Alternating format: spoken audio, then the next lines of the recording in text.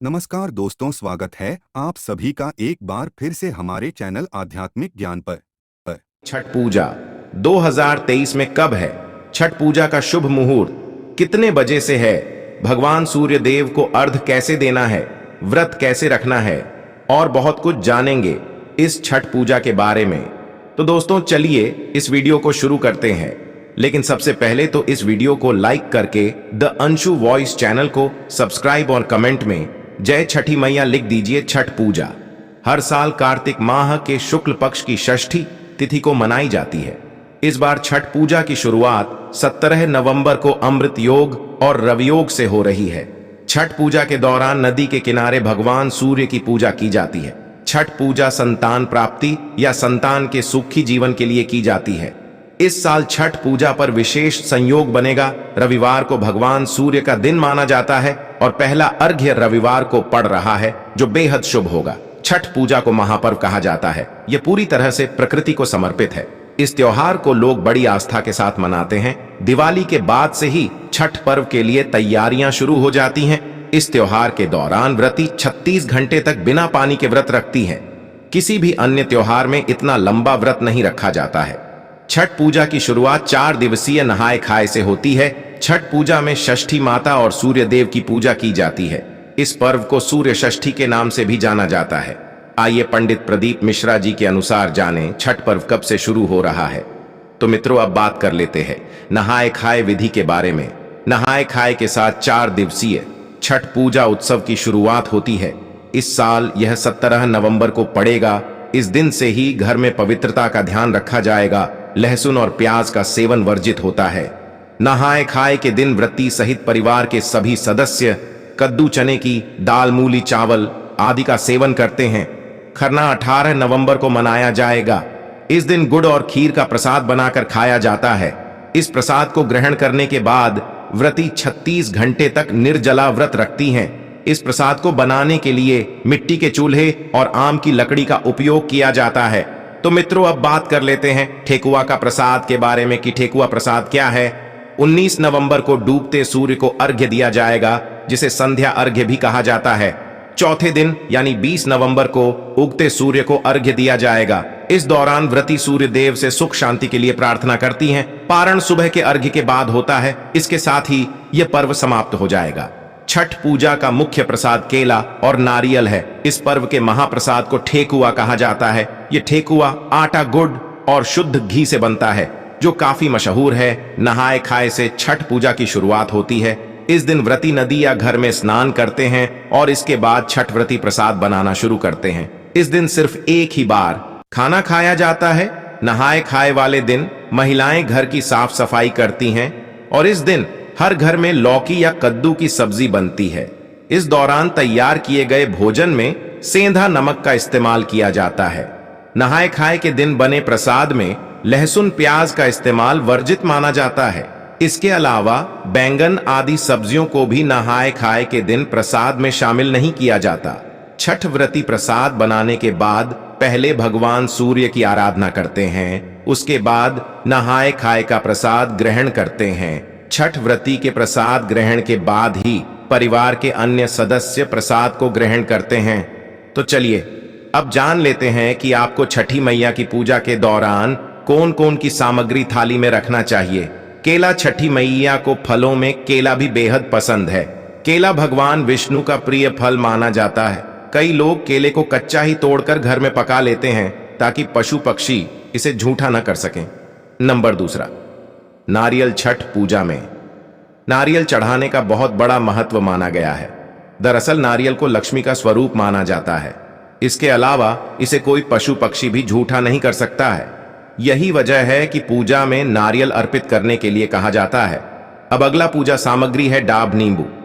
डाब नींबू सामान्य नींबू से आकार में बड़ा होता है, जिसका स्वाद खाने में खट्टा मीठा होता है। इसके मोटे छिलके की वजह से पक्षी इसे भी आसानी से झूठा नहीं कर पाते हैं। यही वजह है कि डाब नींबू छठ मैया को बेहद प्रिय है। नंबर 4 है गन्ना। माना जाता है कि छठ पूजा में गन्ना चढ़ाने से आनंद और समृद्धि की प्राप्ति होती है। गन्ने के बाहर से सख्त होने की वजह से पशु पक्षी इसे भी झूठा नहीं कर पाते हैं। यही वजह है कि छठ में ईख से बने गुड़ का प्रसाद चढ़ाने का विशेष महत्व बताया गया है। नंबर 5वां है सिंघारा। आयुर्वेद में सिंघारा को रोगनाशक और शक्तिवर्धक माना जाता है। इस फल का आवरण भी मोटा होने की वजह से पक्षी इसे झूठा नहीं कर पाते हैं और यही वजह है कि छठ मैया को यह बेहद प्रिय है। सुपारी बाकी फलों की तरह सुपारी भी बाहर से सख्त होती है।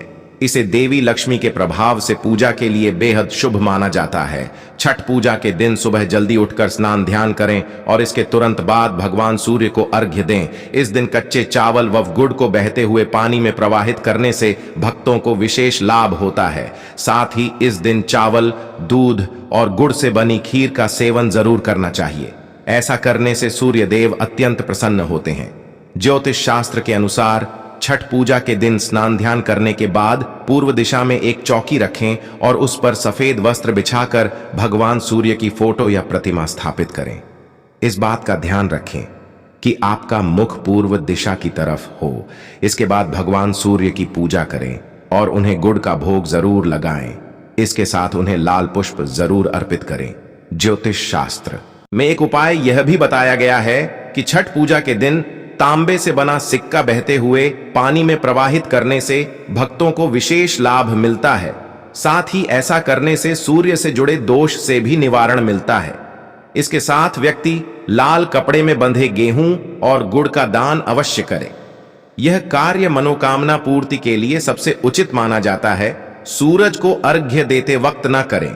भूल छठ पूजा के पर्व पर सूरज को अर्घ्य देते वक्त किसी भी तरह के शीशे या स्टील के बर्तन का इस्तेमाल नहीं करना चाहिए। सूरज को अर्घ्य दिया बिना यह पर्व अधूरा माना जाता है। साफ सफाई का रखें ध्यान। छठ पूजा के दौरान साफ सफाई का खास तौर पर ध्यान दें।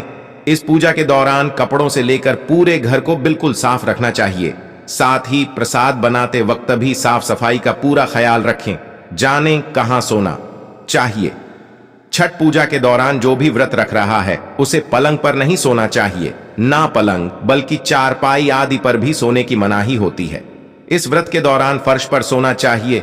छठ पूजा सामग्री का जरूर रखें ख्याल। छठ पूजा के दौरान सामग्री का विशेष तौर पर ख्याल रखें। इस पूजा के दौरान सिंदूर, कुमकुम, आलता, मेहंदी, पीतल का सूप, शक्करंकदी, नारियल, ईख, शहद, पान, सुपारी, लौंग और इलायची जैसी सामग्री का जरूर इस्तेमाल करें। छठ पूजा के दिन मांसाहारी खाने से करें परहेज। छठ पूजा के दिन किसी भी तरह के मांसाहारी खाना खाने से बचना चाहिए। खाने के साथ साथ पूजा के किसी भी तरह के मांसाहारी सामान को घर में या पूजा के आसपास नहीं रखना चाहिए। माना जाता है कि छठी मैया ऐसा करने से नाराज हो जाती हैं। तो ये थे कुछ काम जिन्हें छठ पूजा पर नहीं करना चाहिए। तो दोस्तों चलिए मैं आप लोगों को छठी मैया की कहानी सुनाता हूं। छठ पूजा व्रत कथा। एक समय की बात है, एक राजा प्रियंवद थे जिनकी पत्नी का नाम मालिनी था। विवाह के काफी वर्ष बीतने के बाद भी उनको कोई संतान नहीं हुई। तब उन्होंने कश्यप आशी से इसका समाधान पूछा तो उन्होंने पुत्र प्राप्ति के लिए यज्ञ कराने का सुझाव दिया। कश्यप ऋषि ने पुत्र प्राप्ति के लिए यज्ञ किया और राजा की पत्नी मालिनी को प्रसाद स्वरूप खीर खाने को दिया। उसके प्रभाव से रानी गर्भवती हो गईं, जिससे राजा प्रियंवद बड़े खुश हुए। कुछ समय बाद रानी ने एक पुत्र को जन्म दिया, लेकिन वह भी मृत पैदा हुआ।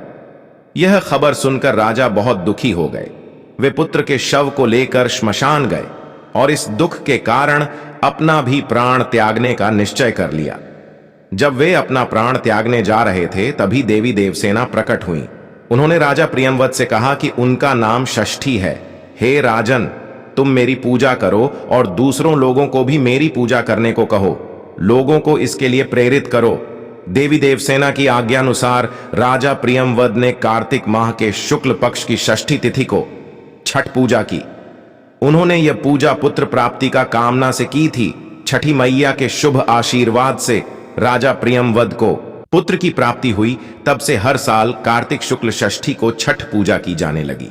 दिवाली के 6 दिन बाद छठ मनाया जाता है। छठ के महाव्रत को करना अत्यंत पुण्यदायक है।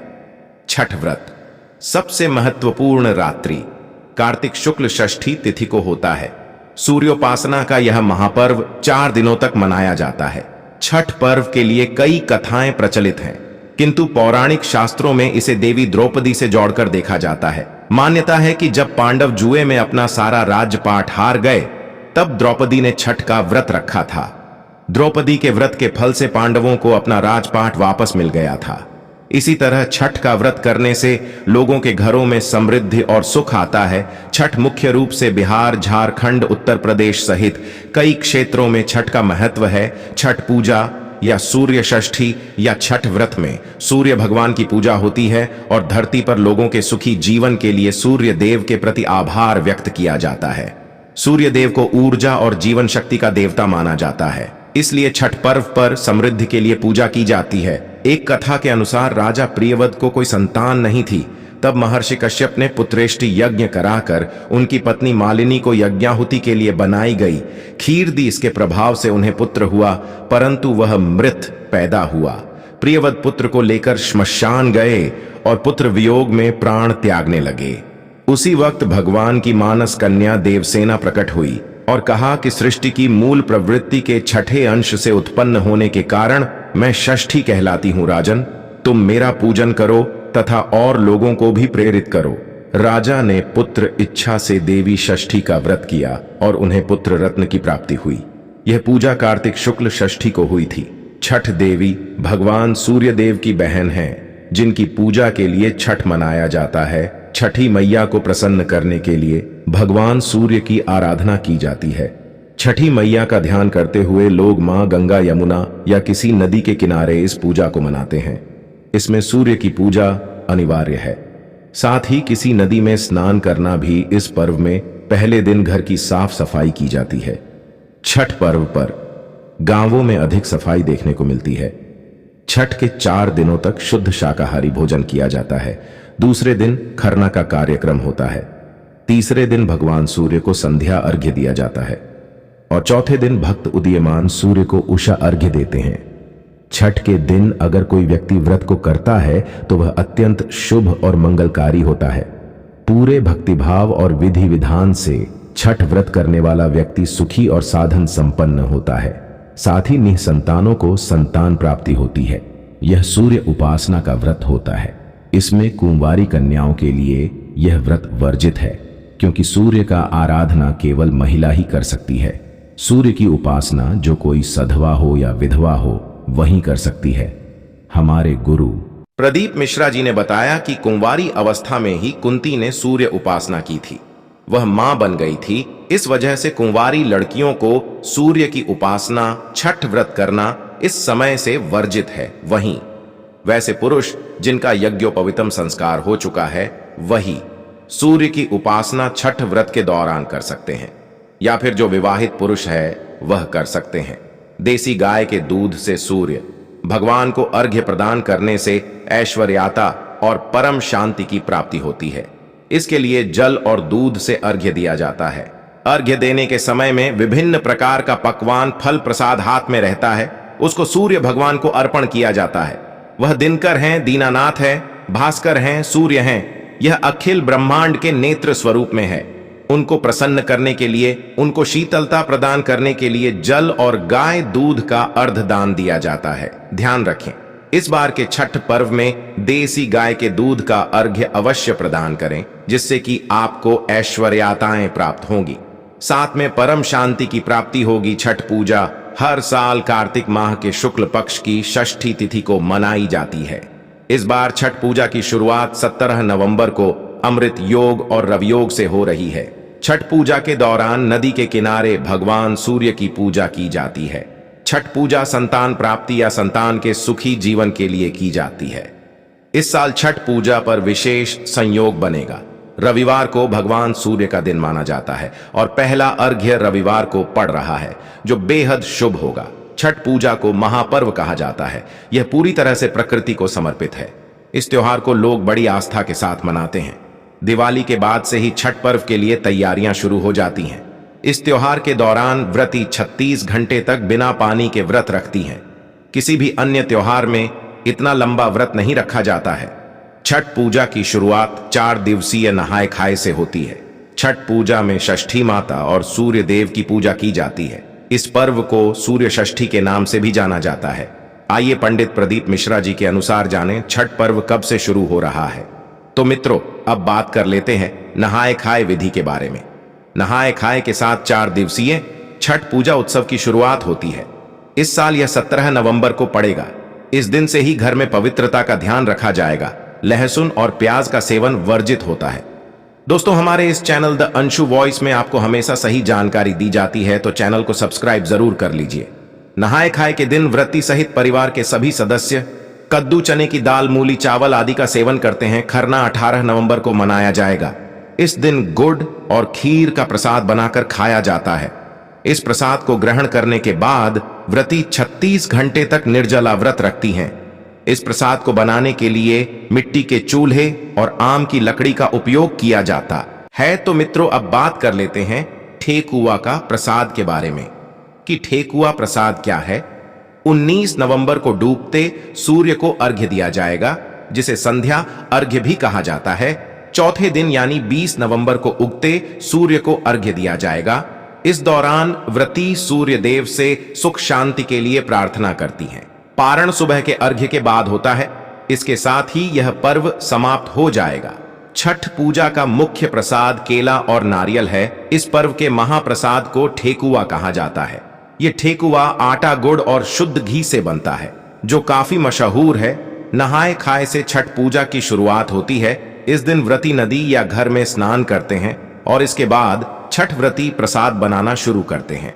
इस दिन सिर्फ एक ही बार खाना खाया जाता है। नहाए खाए वाले दिन महिलाएं घर की साफ सफाई करती हैं और इस दिन हर घर में लौकी या कद्दू की सब्जी बनती है। इस दौरान तैयार किए गए भोजन में सेंधा नमक का इस्तेमाल किया जाता है। नहाए खाए के दिन बने प्रसाद में लहसुन प्याज का इस्तेमाल वर्जित माना जाता है। इसके अलावा बैंगन आदि सब्जियों को भी नहाए खाए के दिन प्रसाद में शामिल नहीं किया जाता। छठ व्रती प्रसाद बनाने के बाद पहले भगवान सूर्य की आराधना करते हैं। उसके बाद नहाए खाए का प्रसाद ग्रहण करते हैं। छठ व्रती के प्रसाद ग्रहण के बाद ही परिवार के अन्य सदस्य प्रसाद को ग्रहण करते हैं। तो चलिए अब जान लेते हैं कि आपको छठी मैया की पूजा के दौरान कौन कौन की सामग्री थाली में रखना चाहिए। केला। छठी मैया को फलों में केला भी बेहद पसंद है। केला भगवान विष्णु का प्रिय फल माना जाता है। कई लोग केले को कच्चा ही तोड़कर घर में पका लेते हैं ताकि पशु पक्षी इसे झूठा न कर सकें। नंबर 2, नारियल। छठ पूजा में नारियल चढ़ाने का बहुत बड़ा महत्व माना गया है। दरअसल नारियल को लक्ष्मी का स्वरूप माना जाता है। इसके अलावा इसे कोई पशु पक्षी भी झूठा नहीं कर सकता है।